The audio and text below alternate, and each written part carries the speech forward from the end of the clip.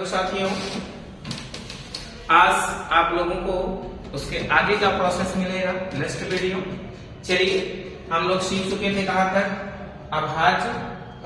भाजकों का योगफल या गुणनखंडों का योगफल ज्ञात करना। ठीक ना। आज हम लोग सीखेंगे क्या, अगला प्रोसेस क्या है, अभाज्य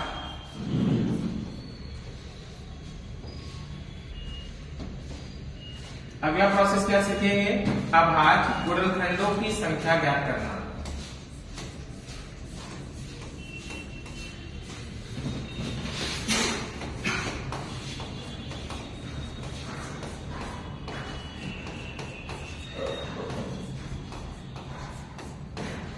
चलिए, अभाज्य गुणनखंडों की संख्या ज्ञात करना। इसका क्या मतलब है, अभाज्य का मतलब होता है भैया ऐसी संख्याएं जो एक और स्वयं के अलावा किसी अन्य संख्या से विभाजित ना हो, उसे क्या कहते हैं, अभाज्य संख्या। तो जैसे हम कहें कि बताइए 12 के कुल अभाज्य गुणनखंडों की संख्या कितनी है, तो 12 के कुल अभाज्य गुणनखंडों की संख्या है, तो 12 किससे किससे कटेगा बताइए, एक 2 से कटेगा, फिर 2 से कटेगा, फिर 3 से कटेगा, इसके अलावा किसी से कटेगा, 4 ये 12 होता है, इसके अलावा किसी से नहीं कटेगा। तो इसके कुल अभाज्य गुणनखंडों की संख्या कितनी है जी, 1 2 3, कितनी है 3। तो इसको हम लोग कैसे बनाएंगे, ध्यान से समझिए। इसका मतलब 12 है, तो 12 का पहले फैक्टर करिए, 2 से डिवाइड करेंगे 6, फिर 2 से डिवाइड करेंगे 3, फिर 3 से डिवाइड करेंगे 1, घात के रूप में सजाएंगे 2 के पावर 2 और 3 के पावर कितना जी 1। अब अगर निकालना हो अभाज्य गुणनखंडों की संख्या निकालना हो, तो क्या कर देना है, जिनका इतना घात है इनके घात को ही ऐड कर देंगे, इसका भी घात कितना है 1 ऐड कर देंगे, तो 2 1 3, अर्थात अभाज्य गुणनखंडों की संख्या कितनी हो गई 3। Clear clear. जैसे बात को समझें और सीखें। जैसे कहने का मतलब है, अगर आपसे कहा जाए कि 72 के अभाज्य गुणनखंडों की संख्या ज्ञात कीजिए, 72 72 के अभाज्य गुणनखंडों की संख्या ज्ञात कीजिए। अगर 72 के अभाज्य गुणनखंडों की संख्या निकालना है तो क्या करना है, ध्यान से समझिए। सिर्फ हमको क्या करना है भैया, 72 का पहले फैक्टर करिए, 72 का फैक्टर करेंगे 36 दूनी 72, फिर 2 से डिवाइड करेंगे 18 दूनी 36, फिर 2 से डिवाइड करेंगे 2 9 18, फिर 2 से डिवाइड करेंगे नहीं होगा, 3 से डिवाइड करें, 3 से काटेंगे 3 3 का 9, फिर 3 से काटेंगे 3 1 9 3। तो इसका मतलब हम सजा सकते हैं कैसे, 2 के पावर कितना जी 3, फिर 3 के पावर कितना जी 2।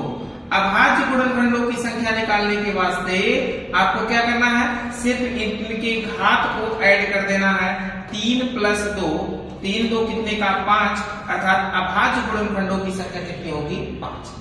ठीक है, रेडी करें, आगे बढ़े।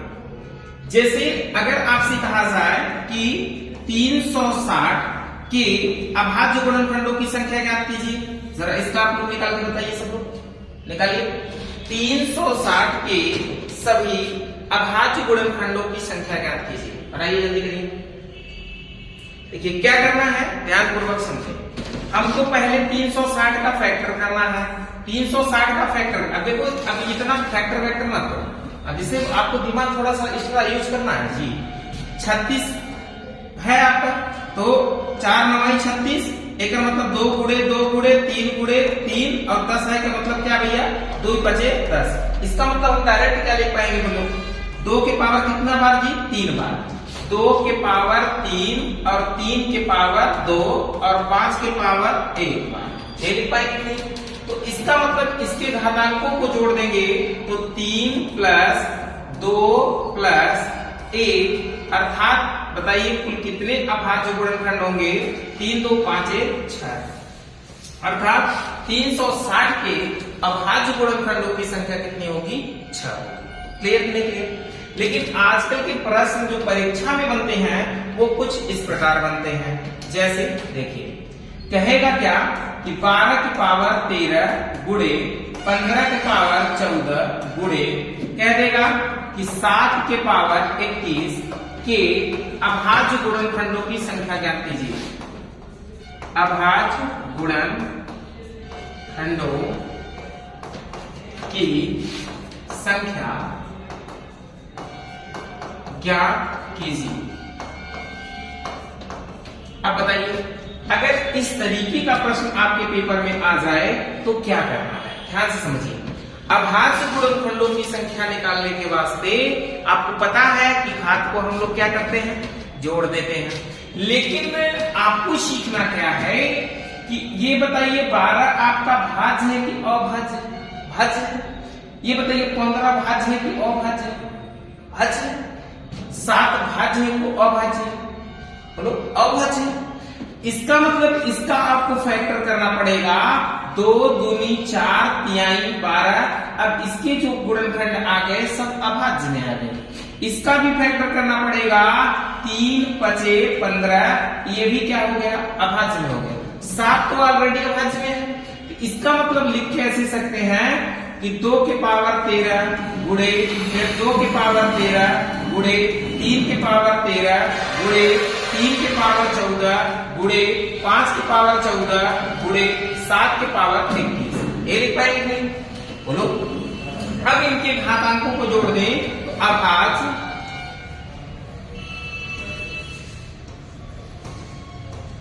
गुणनखंडों की संख्या जो होगी वो ऑलरेडी कितनी होगी जी? इसका मतलब इनके घात को जोड़ दीजिए सब। 13 3 कितना हो जाएगा, 39, और प्लस आगे 14 दूनी कितना हो गया भैया, 14 दूनी 28, और प्लस 21 ऐड करें, अर्थात जोड़ेंगे कितना हो जाएगा, 9 1 10 और 8 18, और 2 2 4 3 7 1 8, अर्थात इसके अभाज्य गुणनखंडों की संख्या कितनी है जी, 88। कितनी है जी, 88। क्लियर नहीं क्लियर? आगे समझेंगे। देखिए साथियों, इसका कितना आया आपका 88। ठीक, जैसे अगला क्वेश्चन हम लोग बढ़ाते हैं। अगला क्वेश्चन देखते हैं। अगला क्वेश्चन अगर इसी प्रकार से कुछ आ जाए तो फिर कैसे आप लोग निकालेंगे, ध्यान से समझिए।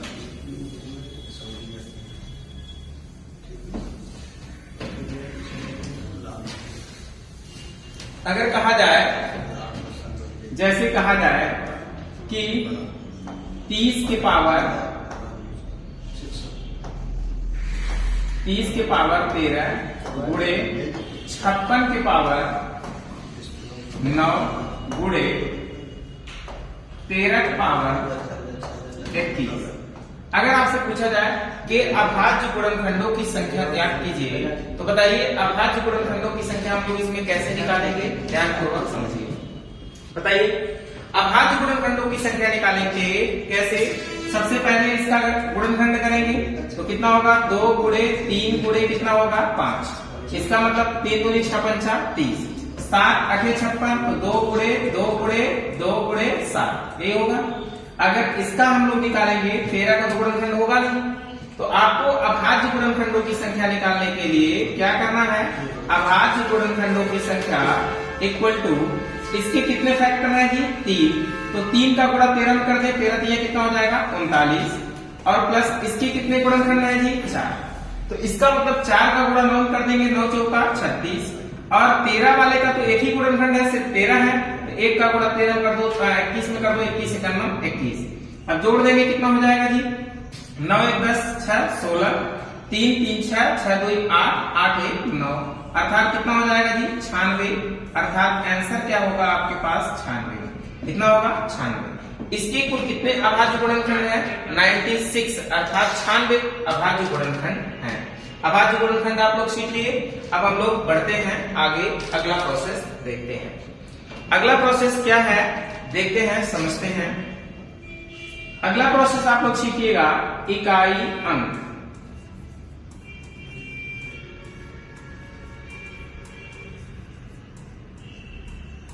इकाई अंक कैसे निकालते हैं, जरा ध्यान पूर्वक समझिए। इकाई अंक का मतलब है कि जैसे अगर कितना बड़ा जोड़ हो अगर आपको जोड़ना है तो सिर्फ इकाई अंक को जोड़ने के बाद आपका 6×6=12 का इकाई अंक 2 हो गया, तो अब चाहे जितना जोड़िए इधर हाथ से रो से रहेगा तो कोई दिक्कत नहीं। इसका मतलब इकाई अंक हमेशा कितना होगा? 2 ही होगा।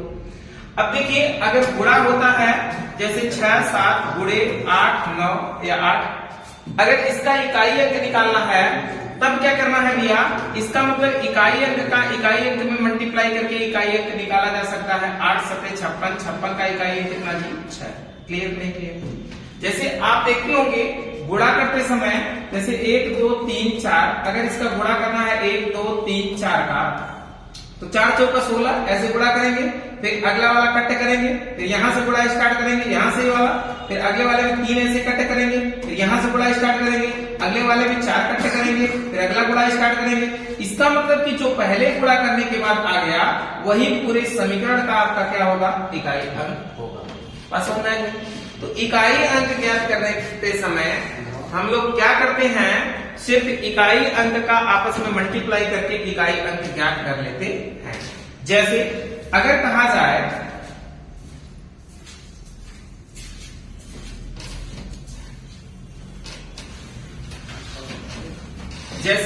जाए ध्यान पूर्वक समझिए कि इसका इकाई अंक ज्ञात कीजिए 7 6 3 गुणे 8 9 2 5 ऐसे 2 3 6 गुणे 7 3 7 गुणे 8 8 9 का इकाई अंक बताइए।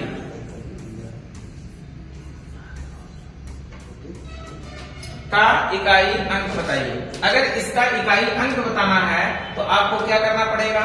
सिर्फ इकाई अंक का आपस में मल्टीप्लाई करके इकाई अंक हम लोग ज्ञात कर सकते हैं। जैसे इसका इकाई अंक 3 है, इसका इकाई अंक 6 है, इसका इकाई अंक 7 है, इसका इकाई अंक 9 है, तो आपस में इकाई अंक का मल्टीप्लाई कर दो। 6 का गुणा 3 का गुणा 6 में करेंगे, 6 3 18, 18 का आप देखेंगे इकाई अंक क्या है जी? 8। अब फिर 8 का गुणा 7 में करो, 8 7 56, 56 का इकाई अंक कितना है जी? 6। 6 का गुणा 9 करो, 9 9 6 कितना होगा? 54। 54 का इकाई अंक जी कितना? 4, अर्थात आपका आंसर कितना होगा? 4। इसके आगे नहीं है, नहीं तो फिर इसी तरीके से आप गुणा करते चलते।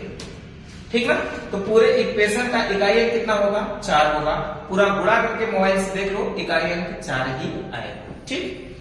जैसे अगर आपसे कहा जाए, सुनिए, अगर कहा जाता है, मान लेते हैं 999 गुणे 777 गुणे 333 गुणे 131 का इकाई अंक ज्ञात कीजिए।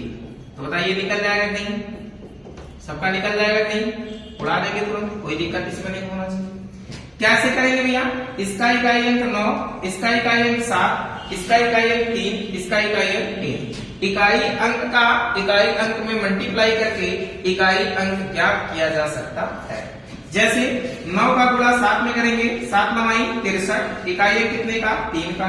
3 का मल्टीप्लाई 3 में करेंगे, 3 3 का 9, इकाई अंक कितने का? 9 का। अब 9 का मल्टीप्लाई 1 में करो, 9 1 9, इकाई अंक कितने का?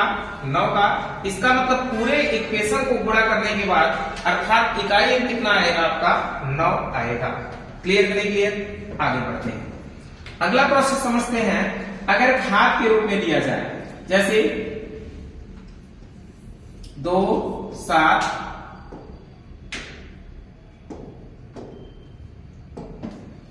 2 7 6 9 के पावर 4 6 7 3 का इकाई अंक ज्ञात कीजिए।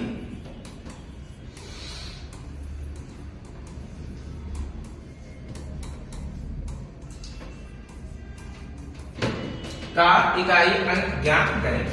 तो इकाई अंक कैसे निकालेंगे जरा ध्यान पूर्वक समझें। अगर घात के रूप में दिया जाएगा तो इकाई अंक निकालने के लिए हमेशा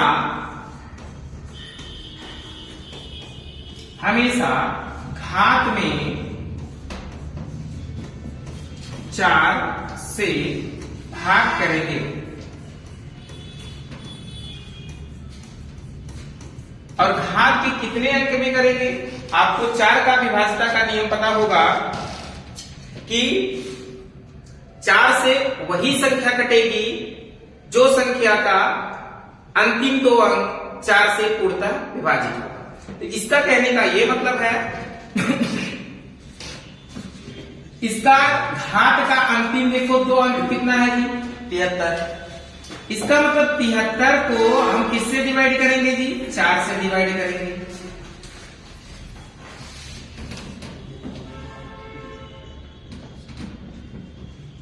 अब देखिए हम लोग क्या करेंगे 73 में किससे भाग करेंगे बोलो 4 से भाग करेंगे।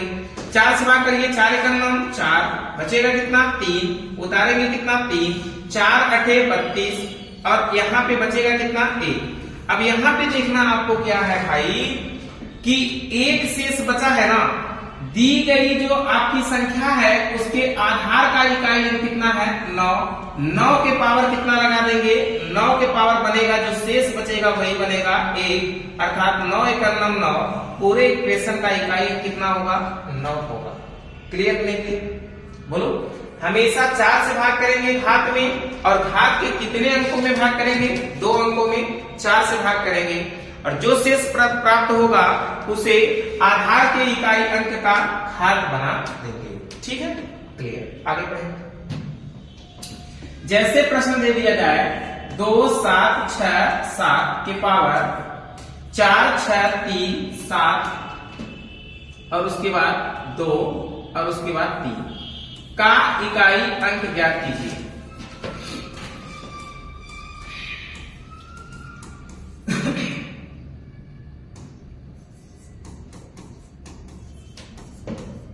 बताइए अगर इसका इकाई अंक निकालना है तो आपको पता है कि सिर्फ हम किसमें 23 में किससे भाग करेंगे जी 4 से। 4 पंचे 20 बचेगा कितना 3। अब ये इसका मतलब आधार का इकाई अंक कितना है जी 7। 7 की पावर कितना बन जाएगा 3 तो 7 गुणे 7 अर्थात इकाई अंक कितना आ जाएगा बोलो 7 7 49 7 343 343 का इकाई अंक कितना है जी 3 अर्थात आंसर आपका कितना होगा 3 राइट आंसर होगा। क्लियर। अगर इसी लेवल को हम लोग थोड़ा सा और आगे बढ़ा दें तो कैसे बनेगा ध्यान से समझो। जैसे 7 6 5 3 के पावर 4 8 4 1 2 का इकाई अंक बताइए।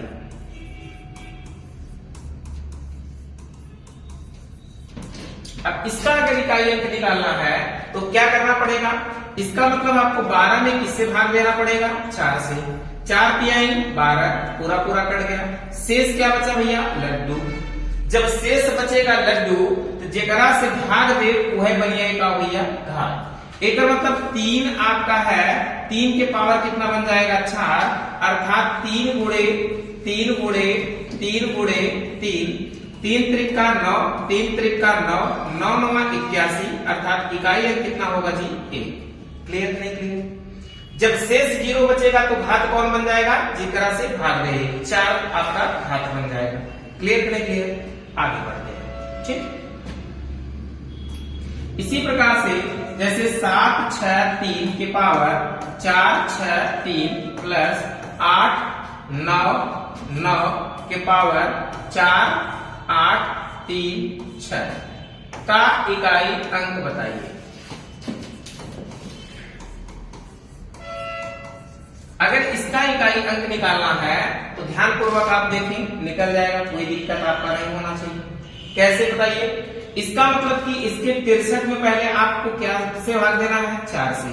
4 एकम 4 बचेगा 2 3 4 पंचा 20 और बचेगा कितना जी 3। अब इसमें भाग करिए तो इसका मतलब क्या बनेगा 3 के पावर क्या बनेगा 3 प्लस आगे 36 में अगर आप 4 से भाग करेंगे 4 9 36 शेष क्या बचेगा 0। इसका मतलब 9 के पावर कितना बनेगा जी 9 के पावर अगर 0 होता है तो जो से भाग देते हैं वो घात बन जाता है। इसका मतलब 3 त्रिका 9 त्रिक 27 इसका इकाई अंक 7 आएगा। 9 9 81 9 9 81 1 एकम 1 इसका इकाई अंक 1 आएगा। 7 1 8 टोटल पूरे इक्वेशन का इकाई अंक कितना होगा 8 होगा। क्लियर। इसके अकॉर्डिंग यहीं पे अब एक नोट अच्छे से सजा लीजिएगा NOTE नोट। अगर आधार का इकाई अंक 0, 1, 5, 6 हो तो 0, 1, 5, 6 हो तो उसका इकाई अंक हमेशा 0, 1, 5, 6 ही होगा।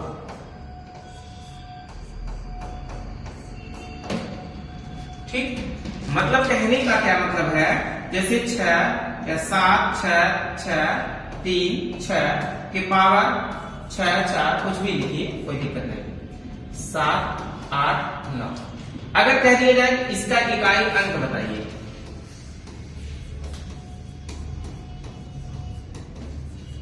तो बताइए इसका इकाई अंक हम लोग कैसे निकालेंगे।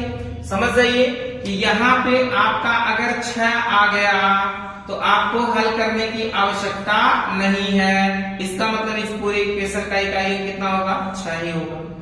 इसका मतलब कि यहाँ पे अगर 0 आ जाए तो 0 होगा, 5 आ जाए तो 5 होगा, 1 आ जाए तो 1 होगा, 6 आ जाए तो 6 होगा। अगर 4 शब्द आ जाए तो आपको इकाई अंक के लिए हल करने की आवश्यकता नहीं है। क्लियर, बोलो क्लियर कि नहीं क्लियर। ओके, आगे बढ़ते हैं, नोट प्रिंट कर लीजिए। एक क्वेश्चन लगाइए, अगर कह दे 81 की पावर 81 गुणे 82 के पावर 82 गुणे 83 के पावर 83 गुणे dot dot dot dot dot dot 89 के पावर 89। अगर इसका इकाई अंक निकालना हो तो बताइए निकल जाएगा नहीं। कैसे निकालेंगे हम लोग। इसका इकाई अंक निकालना हो तो ध्यान पूर्वक आप समझिए। इसका मान लेते हैं 1 का इकाई अंक 1 आएगा। अब 2 वाले में कुछ भी आए, ध्यान समझे। 2 वाले का मतलब इसमें 4 से भाग करेंगे तो 4 दूनी 8, इसका मतलब 2 दूनी कितना आ जाएगा, 4 आ जाएगा। ऐसे अगर 85 वाला होगा तो 85 वाले का इकाई अंक कितना आएगा, 5 आएगा। 5 का गुणा 4 में कर देंगे, 5 चौका 20। इसका मतलब अगर किसी इक्वेशन का इकाई अंक 5 आ गया तो इसका मतलब कि पूरे इक्वेशन का इकाई अंक कितना होगा जी, 5 होगा, हाँ 0 होगा। किसी इक्वेशन का इकाई अंक अगर 0 आ गया तो पूरा मल्टीप्लाई करेंगे तो इकाई अंक क्या आएगा, 0 आएगा कि नहीं आएगा, आएगा। अर्थात इस पूरे इक्वेशन का इकाई अंक जो होगा वो ऑलरेडी कितना होगा, 0 होगा। अब आप समझिए, जैसे 1 गुणे 2 गुणे 3 गुणे 4 गुणे 5 गुणे dot dot dot dot dot dot dot गुणे 97। अगर इसका इकाई अंक आपसे पूछ लिया जाए, इसका इकाई अंक का मतलब क्या है कि 4 का गुणा जब 5 में कर दोगे तो 5 चौका 20, इकाई अंक 0 आ गया। 0 का चाहे जहां ले जाकर गुणा करो सब इकाई अंक क्या होगा, 0 ही होगा कि नहीं होगा। बोलो क्लियर कि नहीं क्लियर, ठीक। ओके, एक क्वेश्चन आप लोग लिखिएगा, ये होमवर्क के लिए, इसका कमेंट में आप लोग आंसर दें, लिखें। 7 के पावर 1999 प्लस 1 के पावर 1999 माइनस यहाँ पे 17 कर दीजिए। उसके बाद 7 के पावर 1999 बताइए इसका इकाई अंक क्या होगा। आंसर हम दे दे रहे हैं, 1 सही है, 2 और 3, 7 या 3। बताइए आंसर कौन सा सही है। इसका आंसर 1 आएगा। देखिए ऐसे में कुछ करना नहीं है, ये वाला 7 है तो इसका इकाई अंक, इसका भी 7 है, इकाई अंक कट जाएगा। 1 का चाहे जितनी बार गुणा करो इकाई अंक कितना आएगा, 1 ही आएगा। राइट आंसर हो जाएगा। ठीक, ओके, फिर मिलेंगे नेक्स्ट वीडियो। ओके।